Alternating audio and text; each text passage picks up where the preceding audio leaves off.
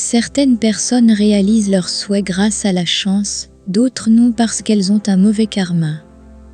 Est-ce que tout est écrit et que ce que nous faisons n'a pas d'importance? Je vais vous donner la réponse à ces questions à l'avance. Les personnes qui suivent la méthode et n'obtiennent pas leurs souhaits, c'est parce qu'elles n'ont pas compris comment fonctionne réellement la loi de l'attraction et qu'elles l'appliquent de manière erronée. Ne vous inquiétez pas, car si c'est votre cas, je vous montrerai ce que vous faites mal et que vous devez corriger. Le terme loi de l'attraction est relativement récent pour l'humanité, mais les lois existent et fonctionnent depuis la nuit des temps. Dans l'Antiquité déjà, ces lois étaient mentionnées dans des ouvrages tels que le Kybalion et la Bible, entre autres. Chacun d'entre eux a son propre langage pour exprimer ces lois. Le problème est que tout le monde n'a pas été capable de comprendre les lois contenues dans ces livres.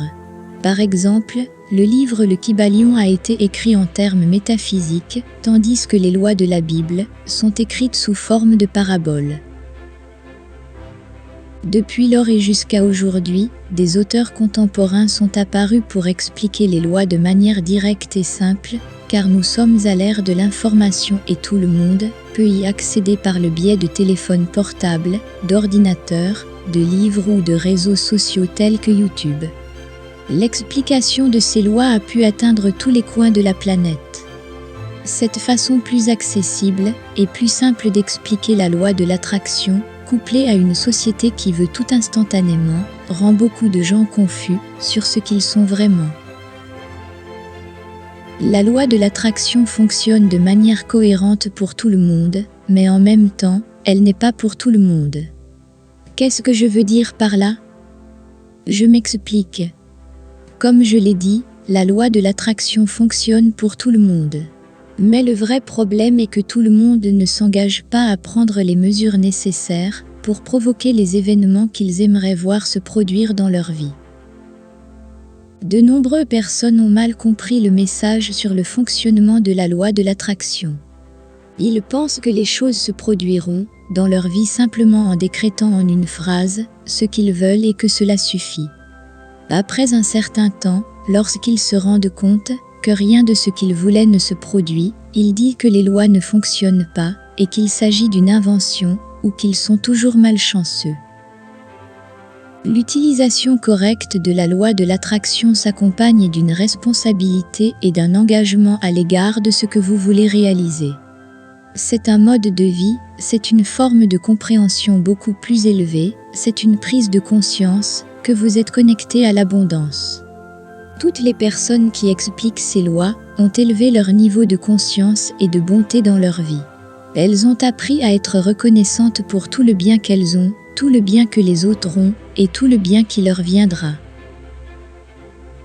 C'est pourquoi la manipulation des lois n'est pas à la portée de tout le monde, car elle implique des compromis.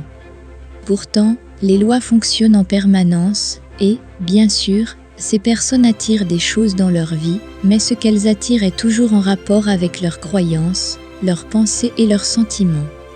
Nous attirons ce que nous sommes. C'est pourquoi tous les livres et auteurs qui enseignent la loi de l'attraction montrent le processus et les étapes à suivre avec l'intention que vous changiez votre état interne et que vous l'adoptiez comme mode de vie. Vous êtes constamment connecté à l'univers et ce sont vos croyances et vos sentiments qui vous relient à lui. En décrétant ou en souhaitant quelque chose, si vous ne changez pas votre état intérieur et n'en faites pas votre mode de vie, cela n'arrivera pas. Pourquoi dites-vous? Parce que ce que vous envoyez dans l'univers n'a rien à voir avec ce que vous décrétez.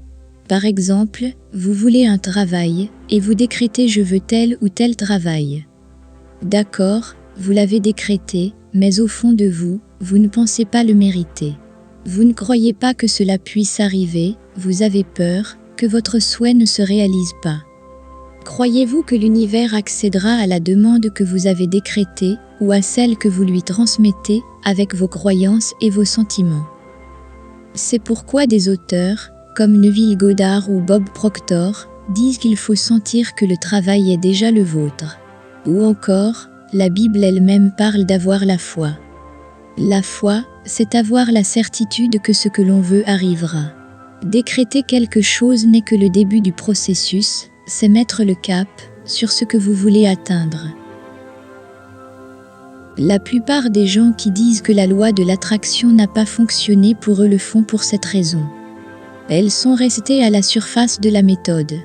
Elles ne se sont pas engagées à comprendre qu'il y a beaucoup plus que le simple fait de décréter ce qu'elles veulent. Tout le monde n'est pas prêt à changer ses croyances, ses peurs et sa façon de voir le monde. C'est impossible. Les lois n'échouent pas. Ce sont les gens qui échouent. Le hasard, la chance ou la malchance n'existent pas. Tout est une cause avec un effet correspondant.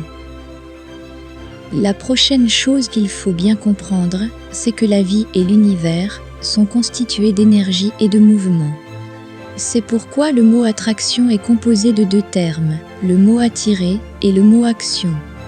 Vous devez faire votre part. Si vous pensez que l'amour de votre vie apparaîtra sans que vous ne quittiez la maison, ou que l'on vous offrira le travail que vous souhaitez, sans que vous n'ayez suivi la formation adéquate, vous vous trompez. Si vous voulez que l'amour de votre vie apparaisse, la première chose à faire est de vous aimer d'abord, de vous socialiser, d'avoir de bonnes prédispositions pour les autres. La vie vous présentera la bonne personne, mais seulement si vous agissez. Voulez-vous un emploi spécifique ? Si ce travail exige une formation spécifique, sans cette formation et cette préparation, il est impossible de se faire embaucher. Vous ne faites pas votre part, donc l'univers ne peut pas faire la sienne. Il s'agit là d'un manque total d'engagement envers la loi de l'attraction. Si vous croyez qu'un emploi peut être le vôtre, et que vous avez la formation et la préparation nécessaires pour l'exercer, l'univers mettra en place toutes les pièces du puzzle pour que cela se produise. Regardez les personnes qui ont réalisé leurs rêves, ce sont des personnes qui croient en la réalisation de leurs objectifs et qui ont donc fait leur part en se formant, en cherchant des informations, en allant là où elles avaient besoin d'aller ou en regardant le genre de personnes qu'elles avaient l'intention de devenir. Ils ont fait leur part, c'est-à-dire qu'ils ont agi. Pour ces personnes, à un moment donné du processus, il se trouve que l'univers fait sa part et apporte, sous forme de causalité, de synchronicité ou de sérendipité, ce qui est nécessaire à la réalisation de leurs objectifs. Déjà dans les textes anciens, il était dit « Vous les reconnaîtrez à leurs fruits ». Cela signifie que les personnes qui obtiennent de bons résultats sont celles qui ont effectué le processus correctement. Entre-temps, il y aura des gens qui auront semé des chardons et qui voudront ensuite récolter des tomates. Ces personnes sont celles qui ne font pas bien le processus de la loi de l'attraction, elles sèment avec leur façon d'être et leur attitude quelque chose de très différent de ce qu'elles voudraient récolter. Ce sont ces personnes qui ressentent et croient très différemment de ce qu'elles voudraient obtenir. Et il y aura aussi des gens qui n'ont pas jeté de graines dans la terre et qui s'étonnent qu'avec le temps rien ne naisse. Ces personnes sont celles qui n'agissent pas et ne vivent que dans le désir que les choses changent et que ce qu'elles voudraient arrive. N'oubliez pas que pour bien gérer ces lois, vous devez vous engager et agir et en faire une façon permanente de voir et de comprendre la vie. Croyez en vous. Soyez reconnaissant envers vous-même et envers les autres. Connectez-vous à l'abondance en toutes choses, même si elles vous paraissent insignifiantes. Soyez une personne aimable et respectueuse. Vous attirez ce que vous êtes, ne l'oubliez pas. Les pensées sont de l'énergie et, selon les mots et les opinions qu'elles investissent en vous, elles peuvent vous affecter de telle sorte qu'elles peuvent soit vous freiner, soit vous propulser vers vos rêves et vos objectifs. Il existe une conscience collective et les pensées et croyances sont envoyées dans un champ de possibilités infinies. C'est pourquoi les croyances émises collectivement influencent les autres, même si vous n'en avez pas l'intention.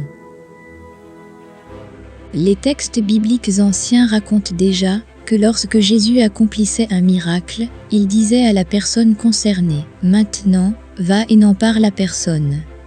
Jésus savait en effet que c'est la croyance d'une personne en elle-même qui détermine sa réalité. Si cette personne a reçu un miracle créé par Jésus et qu'elle en parle à son entourage ou à d'autres personnes, elle risque de tomber en disgrâce. Les autres ne le croiraient pas et pourraient désavouer ses paroles, de sorte que sa nouvelle réalité ne serait pas correctement établie et qu'il pourrait tomber dans les croyances d'autres personnes, ce qui le ramènerait à la vie d'avant le miracle accompli par Jésus. La plupart des personnes qui réussissent sont assez secrètes et on ne sait pas grand-chose de leur vie. Ils sont à l'aise dans cette situation. Ce n'est pas une coïncidence. En fait, leur maxime est que la seule chose qui parle de vous, ce sont vos résultats.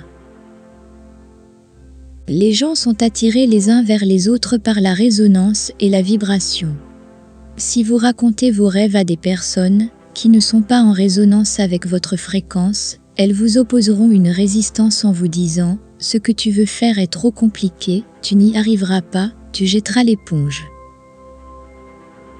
Ces personnes ne sont pas en résonance avec vous, et si elles ne se croient pas capables de faire quelque chose, elles croiront que les autres ne le peuvent pas non plus. C'est pourquoi leurs paroles deviennent un handicap pour vous, et, comme nous l'avons déjà dit, les mots ont de l'énergie et tout ce qui a de l'énergie vibre. Par conséquent, la première chose à faire est de ne pas parler de vos rêves et de vos objectifs à des personnes qui ne peuvent pas comprendre vos aspirations. Si vous devez parler de vos rêves à quelqu'un, ce ne doit être qu'à des personnes qui sont déjà arrivées là où vous voulez aller, c'est-à-dire à un mentor. Il ou elle vous montrera le chemin et vous encouragera tout au long de votre parcours. Car il ou elle est l'exemple même que ce que vous voulez réaliser est possible. Une autre chose à garder à l'esprit, et je ne veux pas que vous vous mépreniez, c'est qu'il faut être prudent lorsque vous parlez de vos rêves et de vos objectifs à votre famille et aux personnes qui vous aiment. Laissez-moi vous expliquer ce que je veux dire. Les personnes qui vous aiment veulent vraiment ce qu'il y a de mieux pour vous.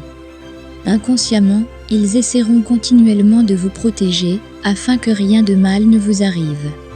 Le problème est qu'ils peuvent tomber dans l'erreur de vous protéger de manière inadéquate. Combien de personnes occupent un emploi qu'elles détestent, sont malheureuses et aimeraient prendre une nouvelle direction dans leur vie, et la famille, par peur inconsciente de la protection, leur conseille de ne pas quitter cet emploi? Combien de personnes voudraient aller vivre à l'autre bout du monde parce que leurs rêves et leur âme le leur demandent, et leur famille et les gens qui les aiment, au lieu de les encourager à le faire pour les rendre heureux, les en empêchant leur disant de ne pas partir si loin et de rester avec leur famille? Combien de personnes voudraient commencer un cours ou une formation pour obtenir le travail de leurs rêves, mais lorsqu'elles doivent payer avec l'argent qu'elles ont économisé et qu'il ne leur reste plus rien, on leur conseille de ne pas le faire? Bien sûr, vos proches sont les personnes qui vous aiment le plus dans cette vie, mais ils peuvent aussi être ceux qui vous empêchent le plus de réaliser vos rêves et vos désirs. L'autre raison pour laquelle vous ne devriez pas compter vos grands objectifs et désirs est que l'énergie que vous mettez à essayer de justifier et de défendre les raisons pour lesquelles vous allez faire ceci ou cela dissipe votre énergie. Il vous est sûrement arrivé de parler à quelqu'un d'une idée ou d'un objectif que vous voulez atteindre et que l'autre personne oppose une barrière à tout ce que vous avez dit. Cette barrière vous enlève de l'énergie, il s'agit en fait d'une lutte d'énergie, celle de votre ami et la vôtre. Lorsqu'il y a une lutte d'énergie, les deux sont épuisés. Cette résistance est palpable. Vous essayez de raconter votre idée et votre but avec toute votre illusion, et comment vous vous retrouvez dans votre âme après ce combat contre le mur de la résistance. Vous êtes certainement épuisé et dans un état d'esprit très différent de celui que vous aviez prévu, lorsque tout ce que vous vouliez vraiment était de partager vos illusions.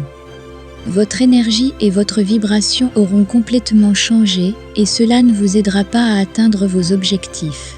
Si cela vous arrive constamment, je peux vous assurer qu'en fin de compte, vous n'atteindrez pas ce que vous vouliez. C'est pourquoi vous devez vous taire et, plus tard, vos résultats parleront d'eux-mêmes. Le monde est plein de bavards et peu d'hommes d'action. Les personnes qui ne s'engagent pas à atteindre leurs objectifs, vous les verrez parler continuellement de ce qu'elles vont faire ou devraient faire, et elles essaieront de donner des conseils invalides sur la manière d'atteindre les objectifs et parleront ensuite des autres qui les atteignent d'une manière très particulière. Cette personne a eu de la chance, si je l'avais fait, je l'aurais fait mieux, tous les imbéciles ont de la chance, et ainsi de suite.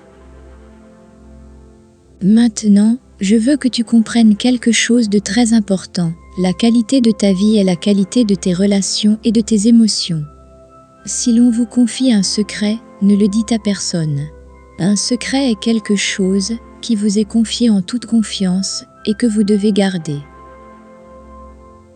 Vous ne devez jamais perdre la confiance des personnes qui placent un secret en vous. Imaginez que quelqu'un vous dise de garder de l'argent et qu'à la moindre occasion, vous en profitiez pour le donner à quelqu'un d'autre. On reçoit dans la vie ce que l'on est et ce que l'on donne. De bonnes relations vous permettront d'atteindre vos objectifs et de mauvaises relations les détruiront. Pouvez-vous imaginer partager vos rêves avec une personne de confiance et qu'elle vous trahisse en le disant au monde entier? Ne confiez pas les secrets de quelqu'un à d'autres personnes, car vous pourriez interrompre ses rêves avec l'opinion ou les moqueries des autres. De même, ne confiez pas votre objectif sous forme de secret à une personne dont vous avez constaté qu'elle colportait des ragots sur les autres. Ce que les personnes qui réussissent apprécient le plus, c'est la confiance et la confidentialité. Ce que vous faites aux autres, vous le faites à vous-même. Soyez très prudent si vous réussissez et que vous parlez d'argent avec les autres. Les gens veulent que vous réussissiez, mais si vous commencez à bien réussir, surtout financièrement, vous susciterez un sentiment d'envie. L'argent est une énergie très puissante et peut-être, avec le succès, qui va la plupart du temps de pair, il suscite l'envie des autres. Cette envie est une énergie négative qu'ils vous envoient parce qu'ils ne sont pas dans l'abondance par rapport à vous. La personne qui ne se sent pas dans l'abondance se sentira inférieure et souhaitera que vous alliez moins bien pour pouvoir vous suivre. Ne parlez jamais de vos défauts ou de vos insécurités. Cela est dû à l'effet Pygmalion. Ce que les autres pensent de vous est ce qui créera votre réalité. Les mots ont un pouvoir incroyable. Imaginez donc que vous disiez déjà vos peurs et vos défauts, et que les gens y croient aussi, vous donnerez du pouvoir à ces peurs et à ces défauts. Les gens vous rabaisseront, vous leur ferez croire que vous êtes moins valable. Les mots ont une énergie énorme dans votre conscience et dans celle des autres. Le résultat de votre vie dépend en partie de la manière dont vous vous parlez à vous-même. Choisissez toujours très soigneusement les mots que vous utilisez pour vous donner du pouvoir et en donner aux autres. Travaillez dur dans l'obscurité et vous serez reconnu à la lumière. Ne convainquez pas les gens, convainquez votre esprit. Chaque bonne action que vous faites dans votre vie, ne la comptez pas, faites-la simplement et elle vous reviendra multipliée.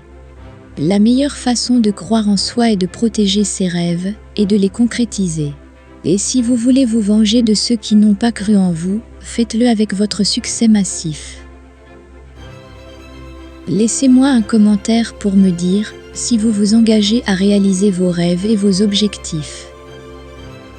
Je vous conseille de passer à la vidéo suivante pour continuer à apprendre comment manifester la vie que vous désirez, mais pas avant d'avoir donné un like, appuyez sur la petite cloche et de vous être abonné à la chaîne afin de ne manquer aucune des vidéos suivantes sur la façon d'être plus abondant. Je vous souhaite le meilleur dans votre vie et vous donne rendez-vous dans la prochaine vidéo.